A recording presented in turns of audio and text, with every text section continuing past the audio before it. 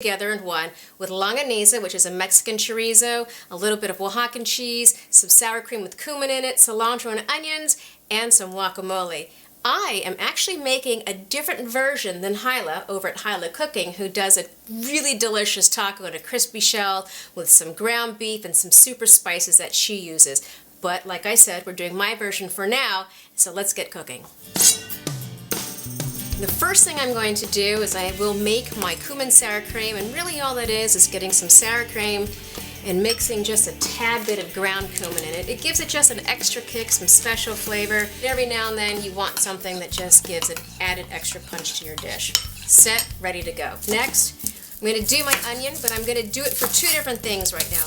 I will make one set of onions for my garnish with cilantro, and the second set of onion I will make to actually saute with the longaniza. Easy. We're going to do little knife skills now. Only try this if you're comfortable with it.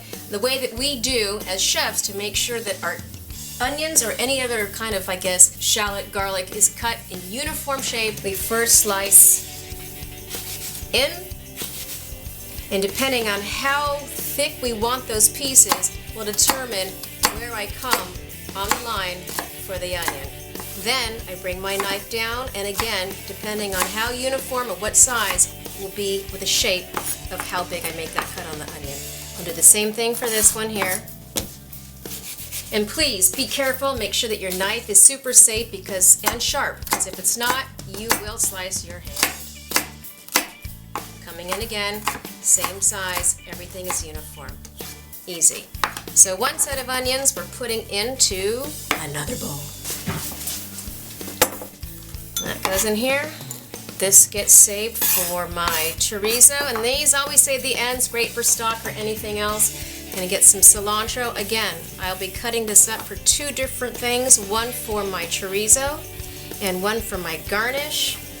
We want to make sure that we cut this in a pretty uniform piece as well, because we want it to cook evenly. Some goes here, and let's finish this up.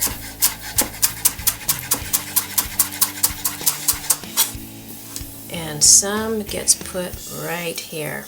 And I'm going to use just a tad bit of jalapeno, and that's going to get sauteed with the longaniza, the chorizo, because I like to add a little bit of flavor, a little bit of kick. Lemon we will squeeze as it's actually sauteing, and I'm going to pull apart some of this Oaxacan cheese. Oaxacan cheese made in Oaxaca, it's very much like string cheese, as you can see. It gets rolled into one big long ball. We can melt it, eat it in a sandwich. If you don't have Oaxacan cheese, you can't find it, no problem, get mozzarella. Okay, so we're going to have a nice piece. I'm going to cut that up so it melts nice and evenly. Done. And now for the chorizo. This is nice and squishy. Two different ways that you can actually use this, right? One is that you can cut it up into pieces and cook it like that. I prefer not to do that since we're making kind of like a ground beef taco but with chorizo instead. I will squish it out, and it's going to get fried and crumble up just like ground beef. There it is. And this smells, God, this smells wonderful. Garlic, a little bit of lemon, lime, coriander, cumin. It's phenomenal. All right, I think I have enough, and we're ready to get our TacoDilla going. I have my hot pan. I'm adding a little bit of oil to that because I want to make sure that my cilantro, onions, and jalapenos get a nice good sweat on them, and I want to get them kind of soft. Yeah? So inside, love that sizzle. The flavors here are amazing, just to smell them. It's just like a bouquet of loveliness. This is where I'm going to add a little bit of lemon juice.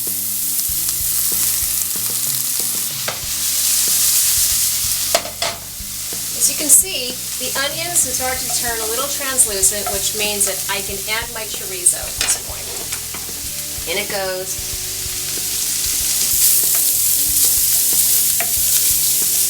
And now all I'm going to do is make sure that I integrate the onions, cilantro, and jalapenos in with the chorizo. and brown the chorizo really, really nice. You don't necessarily have to make a TacoDilla with this type of filling. You can for sure just make a regular taco. You can get a hard shell taco and stuff it in there, or you can make a typical quesadilla with a flour tortilla as well and make something nice out of the stuffing. Now while that's going on, one of the main key things about making a great quesadilla is that you want to have a nice melted cheese. And sometimes after you get the filling in on it, it's hard to kind of maneuver all that. So what I'm going to do now is start the process of getting my cheese nice and melted in this pan while the chorizo is cooking in this pan. I don't like my quesadillas or my tacodillas to be, I guess, crispy, but if you wanted to, this would be the time where you would add oil to the bottom of this pan so the bottom of the tortilla gets kind of like browned and nice and crisp. We're going to leave it kind of soft and moist like a traditional flour tortilla. Nice and crumbly. The chorizo breaks up really nicely. Start layering some of that meat right on top. It's going to help melt the top part of the cheese. I'm going to give it its own little nice pat and let it cook. Cheese is melting. One of the things about having the cheese melt is that the chorizo actually sticks to the cheese. Now this is going to be the trick. I'm using a very small pan, so we do not want, voila, 1, 2, and bam, 3. It's taken on a really nice color from the chorizo. The cheese is nice and melted. This is getting ready to be plated in about 2 seconds. TacoDilla is ready, and we're gonna plate it. Oh yeah!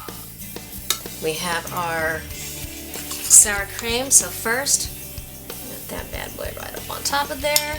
Give it a nice little hat of guacamole, and some garnish. As I always say, aesthetics first. So here we have our TacoDilla with longaniza, which is a chorizo from Mexico with some Oaxacan cheese, guacamole, cumin sour cream, and a garnish of cilantro and onions. Alright, so for me, I like a lot of guacamole, and I think there might be a decent amount, but I'm going to add some extra. Alright, here we go. Fold that bad boy up. There. A little more of this. Smack it on. And going in for the zoom. Here we go. Okay, it's like eating an enchilada quesadilla taco all at once. The tortilla's nice and soft, gather some of the oil from the chorizo. Chorizo is nice, it has a flavor, the spice, a little bit of acidity. The Oaxacan cheese, mellow, mild, smooth. Sour cream, delicious. Guacamole, always good. This is one of the best TacoDillas ever had. Delicious. If you haven't subscribed, make sure you do. Every week I'm doing something different, something new, something fun. And if you want to check out how to make my guacamole, click right here and you get an extra special surprise with my bootleg tips on how to